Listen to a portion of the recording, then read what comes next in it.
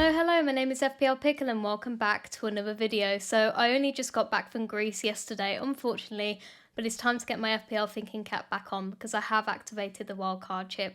So what I want to do today is talk about some of the key dilemmas that I have with building the wildcard, show you a draft that I'm currently thinking about, and also discuss my Pickles predictions as well. So if you enjoyed today's video, please give the video a like and please also consider subscribing as well.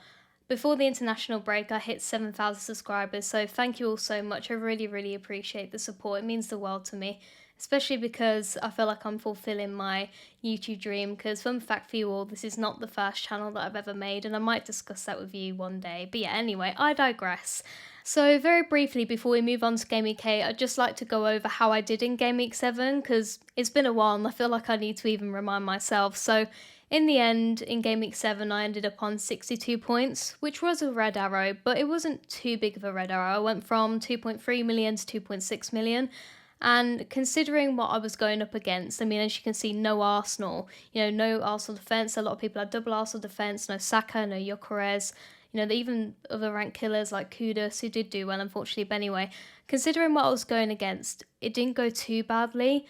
So I'm fairly happy with it. I mean, I think the main star of the show, as you can see, was Semenyo. I mean, 2 goals and an assist. I would have never predicted that in that game, and I never would have captained him. So if anyone did go there, then congratulations, and please let me know down below in the comments. But yeah, absolutely insane. I'm really happy that I have him and that I've caught quite a lot of his team value and have received quite a lot of his points. So yeah, not a shock to you all, but he will be remaining on my wild card. Other than that, though, it wasn't amazing. I mean, Haaland, captain, got a goal, which was great. I took it. Salah blanked again, which was lovely. But yeah, I mean, Porro, honestly, I feel like I was on the train to London, like on our way for our holiday, basically, and Porro's assist and DEFCON right at the end felt like part of gold. I don't know. It was insane. DEFCON's really just doing a lot, isn't it? We're all really counting the DEFCON. But anyway, yeah, Pedro Porro kind of saved my game week a little bit. Wasn't the best assist in the world, but, I took it, especially when, Van de Ven didn't get anything. But yeah, other than that, not great. And it's annoying because in my previous team selection video, I talked about having a bit of a difficult decision with benching decisions. And I initially, in the video, had JP on the bench. And basically I changed my mind last minute and I put NDI on the bench, and he did in the end get a penalty. Didn't really play all that well in the game other than that. But yeah, it is what it is. So that's the team.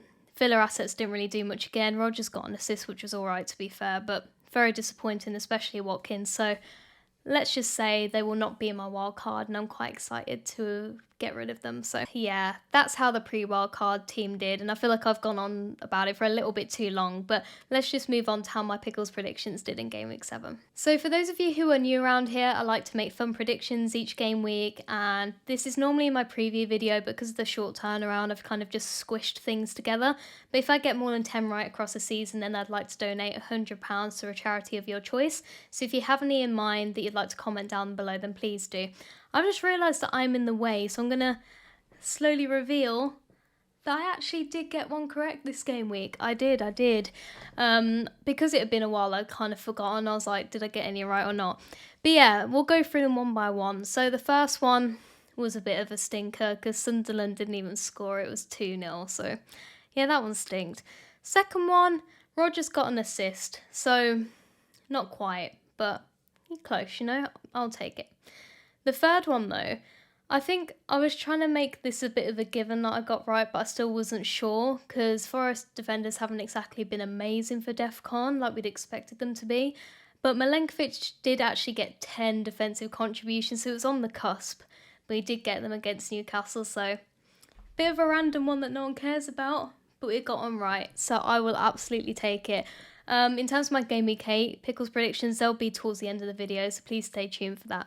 But yeah, I'm really happy. I'm halfway there already, and we're not even at Game Week 8 yet, so feeling pretty confident. I guess you never know. I could have a massive run of stinkers from here, but doing well so far. So yeah, I'm excited about that. But anyway, let's move on to some dilemmas that I have with my wildcard team. So I will be revealing my team very soon, but I just wanted to talk about some of the specific dilemmas that I've been having with the wildcard. And I'm sure this is quite common with a lot of people that are wildcarding right now, and let me know if you're feeling quite similar. But I think the main question that I have is which third Arsenal asset to go for. It's no secret that I'm desperate for some Arsenal assets. I've had none. And when I think about the previous 2 seasons where, not to brag, but I've done pretty well, I've always had Arsenal defence. And I've always pretty much had double Arsenal defence, especially in 23-24. That was part of the reason why my rank skyrocketed. And I'm just thinking to myself, I know it's quite hindsighted, but I'm like, why on earth have I not had any Arsenal defenders this whole time? It's baffling to me, but this is what can happen sometimes. But anyway, let's just say out of the Arsenal assets, Gabriel is nailed. He's in my team no matter what. Attacking wise, because I do also want to attack her in there as well, the fixtures coming up. Saka, he's nailed to me. He took the pen last game week. We still don't know about that situation, but Gyökeres, I was never set on Gyökeres. I was never keen on Gyökeres personally. I didn't really get it, and I know that he's been unlucky, but he's definitely not showing value for money at the moment, so he's not really on my mind. So personally, attacking wise, Saka is nailed. So the question really is, do I want to go double Arsenal defence or double Arsenal attack? I think generally my mind has been swayed towards defence, and with the price rises I had to make decisions. I initially put Timber in because I was he seemed very exciting, but then I got a bit nervous about it and then saw Raya was rising, so I put Raya in. Raya is now 5.7 mil, and the more I think about it, the less worth it he seems, especially when there's the likes of Pope around.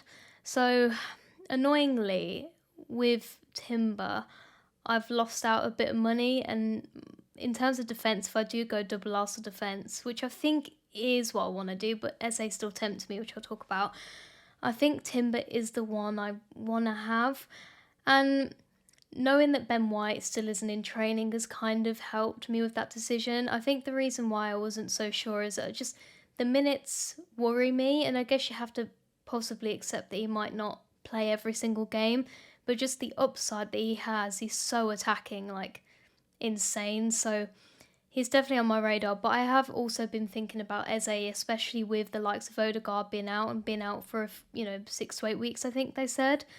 And, this is going to help Eze's minutes and is going to make him more desirable attacking wise. So I can't say that I haven't thought about it. I've tinkered with my team quite a lot, and I'll tinker more a little bit later when I show you the kind of plans that I have.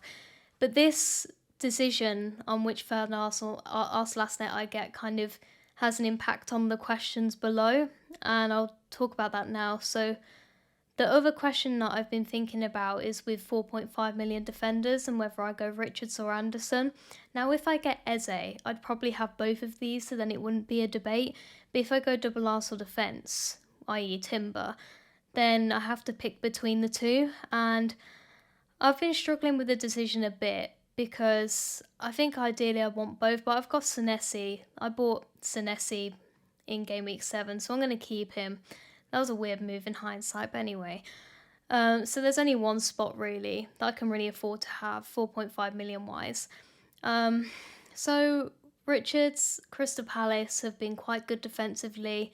They're just such a good team, and I just feel like I'm missing out by not having any Crystal Palace assets. And I think Richards is such a nice, cheap way into their defence, with the DEFCON, and, has a bit of assist threat as well. So I do like him, but then the downside is, more fixtures. They've got a lot of fixtures coming up, although I feel like he may be rested in those midweek games, but yeah. But I like him. But there's Anderson, who has decent fixtures as well, actually. Fulham, I feel like data-wise, Fulham have been a little bit better, but they just don't seem as good to me eye test-wise. But Anderson's been a DEFCON monster, like all 7 games. He's hit DEFCON now, I think. Sorry if I'm wrong there, but he's such a DEFCON monster, and you just know, even though they may not get the clean sheets, he is going to get the DEFCON there, and that's going to steadily, trickle across the season. I don't know, he just seems very reliable, and I like him as a player. I really liked him when he was at Palace, actually. But anyway, I'm waffling here, but yeah, that's a decision that I've been mulling over. Let me know down in the comments which one you prefer out of the two. I've seen a lot of people say on Twitter that they're not sure about Anderson, don't really get the hype, but I think he's a really good defender to own. And then the third one, I feel like I was debating this a little bit more earlier on in the international break, but not so much now. I think with these pairings, Enzo and Xhaka or Caicedo and Paquetá, I think realistically the first combo is the one that I prefer. I think I just want Enzo, and I know that there's doubts about his injury and things, but I think he will start, and I just think that those pair are more reliable than Caicedo and Paquetá. I don't think Caicedo's going to be scoring stormers like that every single week. Although I do think he's a nice cheap option if you need someone in that price range, then absolutely go ahead. But having the option to get Enzo, I think I'm going to go there. So I think I'll leave it at that. So I think for those of you who have been patient, thank you very much. But yeah, let's get into what the wildcard team looks like. So my Game Week 8 wildcard. So as you can see at the moment, this is the defense that I'm going with. So overall, my team value, I'm not gonna lie, I was surprised that it's even over 100 mil, but as you can see up there, it's 100.3, so not great, and that's the sacrifices I've had to make with the strategy I've gone with over the last few game weeks. But anyway, zero in the bank, so I'm happy that I could just about squeeze this team together. But anyway, as you can see, I've gone with double Arsenal defence here, and boy, does it feel good. It feels good, I'm not gonna lie. I just feel so much happier knowing that they're there. But we'll start in goal anyway. So I've gone with Pope, and I just really wanted a bit of Newcastle defence. They've been really, really strong defensively. They've looked good, and they have decent fixtures coming up. I initially thought about Burn if I went Raya in goal or double Arsenal attack, but I think with the position Burn's going to be in with Hall being out, it just doesn't seem quite as good, and there's slight risk of rotation with cup gains and things, so I think Pope is the safer option. And, you know, he's been getting more saves and seems more value for money than Raya has been, especially when you think there's 0.6 mil between them. So I think I'm happy with that decision. As you can see, I talked about Gabriel. He's nailed. I don't really need to say much about it. I've lost out on so many points, and it hurts my feelings. Like, it really hurts. But anyway, it's fine. We move on. I hope that he can get some points for me over the next few game weeks, or probably the rest of the season. I'll probably keep him now. And yeah, I've put Timber in, and I'm kind of kicking myself for not chasing that price rise and putting Raya back in. But it's what it is, 5.9 million. I think just with that news that Ben White's still not in training, it kind of pushed me towards going there. It's such high upside, he's so attacking, he just looks so good. So it's a very exciting punt to have. I mean, he's not exactly a differential, as you can see, but I'm very excited to have him, and I just think I'll feel happier in myself knowing that I've got double Arsenal defence. It just feels like a bit of a safety blanket. And then Senesi is up to 5 million now, which is crazy. Last week I kind of panicked, especially with the team value situation, and bought him, and annoyingly he didn't really do anything. And Crystal Palace away is not the best fixture by any means, but I'm sure he'll rack up DEFCON in this game. And you never know, he could get something here, so I'm happy to start him. Obviously, there's a debate on whether I start Richardson or not. And as you can see, I put Richardson for now. But I think realistically, I'd feel a bit, there's the EO difference there. So just to be safe, I think I want to play Senesi. But Richardson's there on the bench. Nice pick to have. Anderson has Arsenal at home, so I wouldn't play him anyways. But yeah, still semi-debating it. Again, let me know down in the comments. And then in terms of my backup defender in third on the bench, I have Rodon. I did catch the price rise, so I bought him at 4 mil. And it's a nice slight change than the BL that I had sat on my bench the whole time, who didn't turn out to be a clever move at all. It was actually a really stupid one, but we move, it's fine. Rodon, mainly there just for safety. Does seem nailed. Doesn't seem like Leeds are changing their backline anytime soon, like I hope they did with BL. He has been getting DEFCON. He did even score, so he's there for the bench boost. I play him with whatever bench boost I end up getting. I don't really mind. I'm happy enough with it. And then Dubravka, of course, he's there. I've had him the whole season. That's not going to change. So nothing special there. So that's the defence. Let's move on to how the midfield is looking. So this is the midfield I'm going for, and as you can see, I'm in a 3-4-3 situation here. And oh my god, look at that bench. If only I could bench boost that, and I'm sure there's people that have that bench that can bench boost, and let me tell you, I'm jealous. But anyway, let's start. So we have Saka, who, like I mentioned also, is nailed. He was always going to be nailed. Only 10.5% owned, by the way, at the moment. Very exciting. Obviously, minutes still need to improve a little bit. I mean, they're good enough for me. And we think these on pens. We still don't know. We could be sharing them with Gyökeres, but I feel confident having Saka. He's a nice kind of premium option to have, so I like it. And I've caught some of the price rises on him as well. And then again, Semenyo, I've kept him. I was never going to get rid. I think he's just a keeper for now, especially with how high his ownership is at this point. I'd be terrified not owning him. I feel for the people who didn't have him in game week 7. That must have been an absolute killer. But yeah, Crystal Palace away, not an amazing fixture to be fair, but I didn't think he'd do much against Fulham at home, so we'll see. And then, of course, here we've got Ismaila Sarr, who will be playing against Semenyo in Game Week 8. I just think that I needed a Crystal Palace asset in here, attacking-wise, and don't feel overly confident with Mateta. I would like Mateta, but I just think with all the games that they've got, he is more of a doubt in terms of minutes and needing rest, so Sarr I'm a lot more confident with, and I know that the fixtures coming up are not the best. Bournemouth at home is not the best fixture, and I've got Senesi against him, but I reckon he could get Defcon here, and I don't know.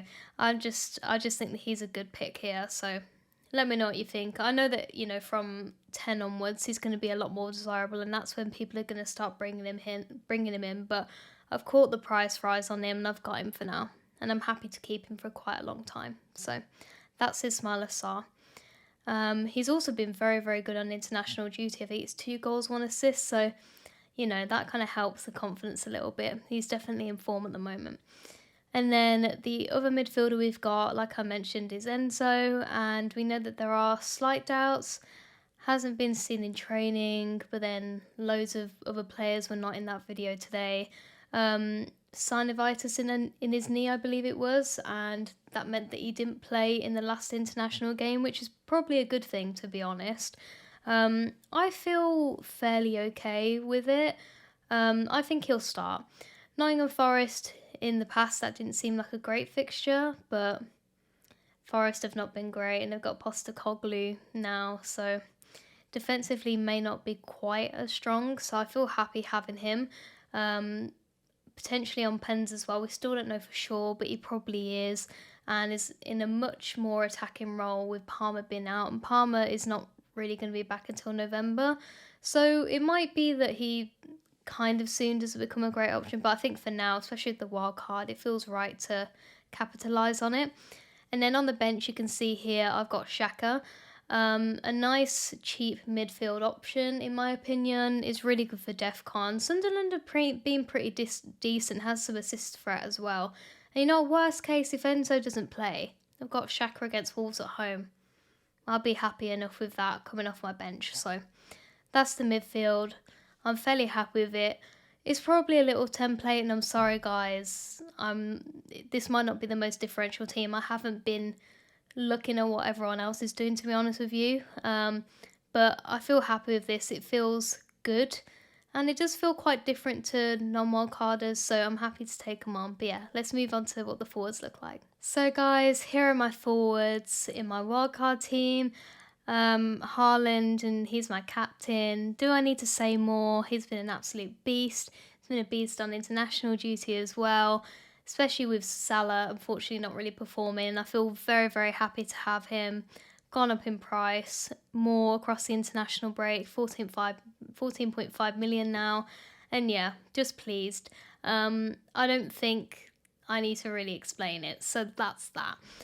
JP I have kept. He went down in price, didn't really affect me selling price wise, but I've kept JP even though he's not performing, and the reason is the fixtures coming up are just so good. And again, we don't know if he's not taking pens, so he could be. And Chelsea have been quite unfortunate with all the red cards going on, injuries, so forth. So they have had some difficulties and difficult fixtures as well, the likes of Liverpool. So I just think that with the good fixtures coming up, Chelsea will perform well. And I think, I think it'd just be silly to sell JP now, especially when there's not really that many good forward options available in my opinion. Watkins has been stinky. Eva Nilsson's not really doing anything. Mateta's not been amazing either. Potential option though, there's the likes of Bowen, who I could have considered for the same price, but I just think for now I want to stick with Chelsea players with the fixtures that they have coming up. So that's why I've kept him. I understand people that have sold him, but yeah, personally for me, it just feels silly to sell right now. And then the new addition to the team is Voltemada. I just really like him as an option. We saw that he did take a penalty and it was a great one at that. A lot of people got quite hot on Gordon for a minute because he took 2 pens, but his minutes aren't fantastic. And I don't know, I just think that Voltemada is the type of player that could do well even if he's not having an incredibly good game. And like I mentioned, decent fixtures coming up. Minutes could be a little bit better, I'll admit that. But I don't know, I just like it as a punt, and I feel like on your wildcard you need to have at least 1 or 2 punts in there, and he's just one that I'd like to take. So yeah, that's the forward line. I like this team, it looks good and does feel quite different to what the non-wildcarders have. So, I feel quite confident going into the game week. It might not be the strongest team in the world, but it feels strong enough to me. Like I mentioned, Bowen is a player that I potentially want that I can't really have. I suppose he could be there ahead of JP, but with Nuno being there, that will make them stronger, but I just feel like I need to see how they will do first. It might be that Bowen starts to really pop off and I regret that decision, especially with the fixtures that they do have. It feels a bit horrible not having any West Ham assets, but then do I really mean that when I say it? I don't know. I would just like to see. And then a player that I also considered, but I can't really afford it with this situation that I'm going for, is Juve. He has been overperforming, but his assist threat, I don't know. He would be quite cheeky, especially for a Game Week 11 bench boost, which is what I've been thinking. But yeah, probably not going to go there. I feel like in terms of structure, I'm fairly final with this. We'll still consider the likes of Eze, which I'll quickly show you now what that draft looks like so that you can compare. But yeah, let me know down in the comments what you think. Whether you think there'd be any specific changes that you'd make, any specific combinations, let me know. But yeah, I'll quickly show you what that other draft looks like so that you can see. I won't dwell on this for too long because, to be honest, these drafts look basically the same. But I just wanted to show you. So the one on the left is the draft that I just showed you. The one on the right is what I'd probably go for if I went for double Arsenal attack instead of double Arsenal defence. And it was tempting me, but realistically, I think my heart is leaning more towards the one I showed you initially. But I just wanted to show it to you just to kind of provide some context to what the team would look like. So yeah, let me know. If you prefer the one on the right, then please give me your arguments as to why. I'd love to hear it, because I am still tempted. I'm not heavily locked in on the left one, but I'm leaning more towards it. I'd say I'm like 75-25%. So, and the one on the right also leaves some money in the bank. So I just thought I'd pitch them to you. Let me know what you think. But yeah, I just wanted to do a brief section on that. But now I'll just kind of show you what my team will look like if I go with the one on the left and how it will look across the next few game weeks. So if you have made it this far, then first of all, thank you for being so patient with me, and I hope that you are enjoying the video. If you haven't already subscribed, then please do consider doing so. I'd really appreciate it. But yeah, anyway, let's start by having a look at what the team will look like over the next few game weeks and what my plans are in terms of chips. So I'm currently on the FPL team website, which I love, I use all the time. It's a really, really good site. So I just thought I'd use this to navigate what everything is going to look like. So this is the team I showed you. That's that. I don't feel like I need to say too much more there. I'm planning to, of course, roll over the next few game weeks because I want to save up as many transfers as I can. You know, it might be, for example, if Bowen starts to really pop off and JP's really not doing much at all, then I could do a switch, but preferably I'd like to just stick with this. So, this is game week 9. Again, maybe not the best thing in the world. Of course, I have Saar here against my double Arsenal defence. Could be better, but it's okay. I can deal with that. I guess here I'm hoping that Saar just gets DEFCON and that's it. But if he wipes out my double Arsenal clean sheet and the 2 get DEFCON, then so be it, you know. But other than that, looks nice.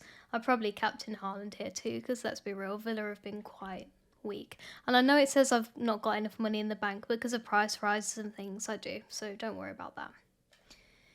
Game week 10 looks very nice in my opinion. I know that I've got Semenyo against Man City, but I don't have any Man City defence, so I'm less bothered about that. But yeah, it looks good, you know. Double Arsenal defence against Burnley away, got Saka in there, Saar against Brentford at home. Tottenham haven't been amazing defensively, so I'd be happy with this combo as well. Voltemada against West Ham and Pope as well. I like it. I like it. Bench boost wise, I don't think I'm overly interested in bench boosting that. I could potentially, I didn't even talk about game week 9. Again, I could bench boost that maybe, but I'm less keen. The one I'm thinking about going for is game week 11. Again, it looks very, very nice for my starting 11, doesn't it? Got Sunderland away with my double Arsenal defence. Got Brentford with Newcastle. Wolves at home for Chelsea. Haaland has Liverpool at home, so I'd possibly consider captaining Saka here, although the model is saying that Saka wouldn't do quite so well. But we'll see nearer the time what I think about that. So I would consider activating the bench boost here, and I know that it's not the best, and I know that I've got Xhaka against Arsenal, but it is his old team, and it's a bit of like, well, I reckon he'll get DEFCON points at the very least, and I don't know, I could see him getting something against Arsenal. Would that suck a little bit? Yeah, but if there's going to be any player that does it, if it's the player on my bench boost, then so be it. Dubravka with West Ham away is pretty decent. Senesi against Villa away is pretty good as well. And Rodon, it's an okay fixture. I will take it. So it's not the prettiest bench boost by any means, but we've seen in the past few game weeks some, you know, questionable looking bench boosts that have actually done really, really well. So that's what I'm thinking about at the moment. Let me know what you think. I won't go too much further because I don't like to plan too much further ahead. I guess the free hit will happen a few weeks after this, but this is what I'm thinking at the moment. Let me know what you think, or in terms of, I'll quickly go on to 12 actually. In terms of game week 12, this bench boost looks decent, you know, but it's post-international break and that's what's putting me off a little bit, and, you know, the defensive situation's not amazing. So that is an option as well, but post-international break, bench boost planning is a little risky, so part of me does just want to get it out the way. So yeah, this is the team. Let me know what you think. Which game week would you bench boost this, if at all? Would you just be like, leave it sucks? Preferably not though, because I'd like to get it out of the way because I hate this chip, but yeah. Any advice would be greatly appreciated, but that is the plan for now. So yeah, that's it for my Game Week 8 team selection and planning. I'll now move on to my Pickles predictions for Game Week 8. So here we have my predictions for Game Week 8. And the first one, being as I have Enzo in my wildcard, I'd probably not like this to happen. But I'm saying that Enzo isn't going to get any attacking returns against Nottingham Forest. So not a great prediction for me personally with my wildcard, but it's kind of what I'm thinking weirdly. In terms of him starting a lot or not, am I going to count this if he doesn't start? I'm going to say no, because this prediction is going off the assumption that he does start. So if he doesn't start, the prediction's wrong. The second one is I think that Arsenal will get a penalty against Fulham, and that will be cheeky, of course, because then we'll see who takes it, whether it's Saka again, whether it's Gyökeres, and then we're thinking, are they sharing them, are they not? And the third one is that I think that there will be a penalty save this game week. It could be that the, 2 2 and 3 happen in the same game, but you never know. I just have a feeling that a goalkeeper is going to get a very, very high score this game week, so we'll see. These predictions are a little bit more generalised, but I like to mix it up a little bit, so it'll be very interesting to see whether 3 happens or not. So there we have it, guys. That is my Game Week 8 team selection video. The wildcard is active. I'm feeling very, very excited about it. Fresh team, fresh beginnings, hoping that the rank will shoot up very, very soon. Thank you all so much for watching, especially if you made it this far. I really, really appreciate it. And I'm excited to see you guys next week for my Pickles preview video. Bye-bye.